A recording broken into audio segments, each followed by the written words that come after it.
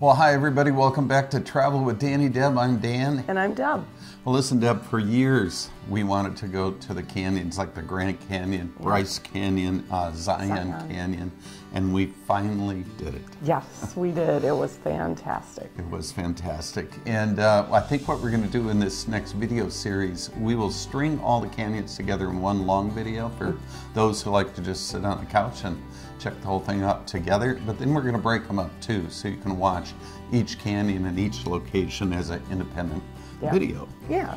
But there's two areas we didn't cover purposely. Yep, there were two places we didn't go. One was the Canyonlands and the other was Monument Valley. But we didn't want to really rush those two areas, so we decided to take our time and go through Grand Canyon, Bryce Canyon, and Zion. Then take some rest in between each day and do some stuff around where we were staying in St. George, Utah. Exactly, and I'm so glad we did rest because when we're hiking, we're going like 8 to 10 miles a day. And that rest day in between, and we had a great little hotel, which we'll tell you about. But that rest day was exactly what we needed. Yep, it was. So we began our trip, we flew into Las Vegas, we searched and scoured for some really good fares, and I think we paid around $117 each. Right. And we always recommend Cheapo Air, Orbitz, Expedia. Actually check them all because you know they ship, and they also go right to the airlines directly because sometimes the airlines can be cheaper than the so-called discount travel sites.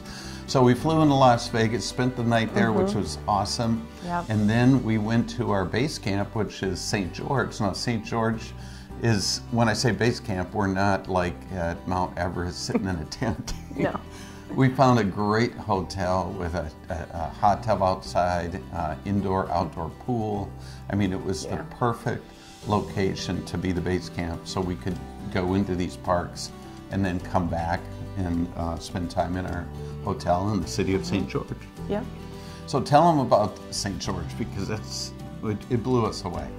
So St. George is just a short drive from Las Vegas, just about like, what, an hour and 45 minutes north on Highway 15. The city has abundant sunshine year-round and it averages 300 sunny days. Oh man, I like that, especially coming from Minnesota. It's not as bad as Portland being cloudy a lot, but I'll take the 300 days. Yep, that's amazing. But St. George also has 20 city parks and nearly 60 miles of paved trails interlinking neighborhoods, communities, parks, and open spaces. The city also has over a dozen award-winning golf courses, making the area a southwestern golfing mecca. It has also become really popular for rock climbing and mountain biking. Well, because there's so much to see around St. George, then we actually went to what's called the Diamond Cinder Cone.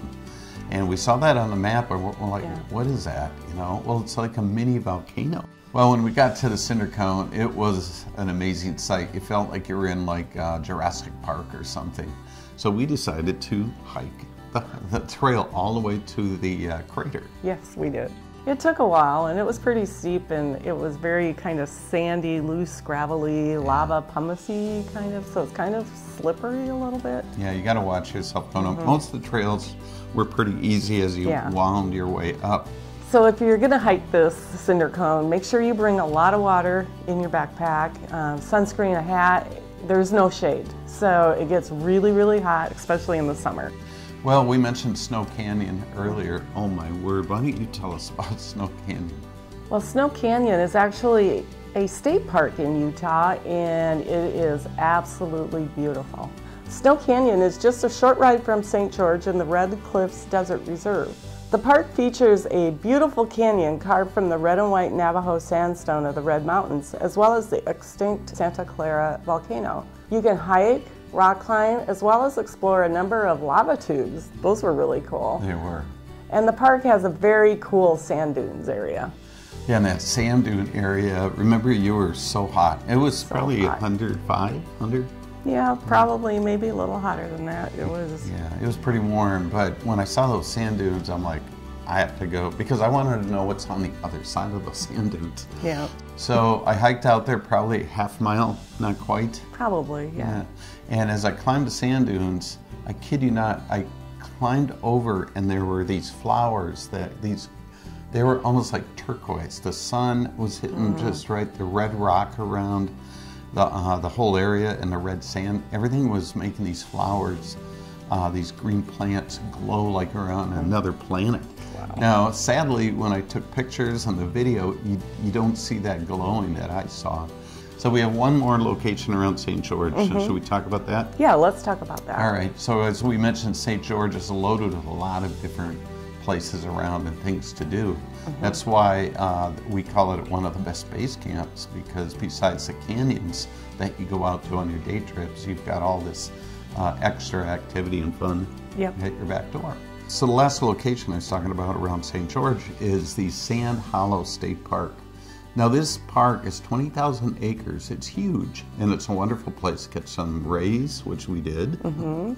Also, it's loaded with a lot of recreational opportunities, from boating, horseback riding, biking, off-road Jeep trails.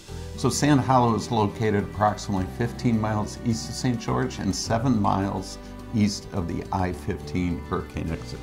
So St. George is the first segment of our canyons video, so stay tuned for the next, which will be the Grand Canyon. Grand Canyon, yes. All right, see you next time. Bye.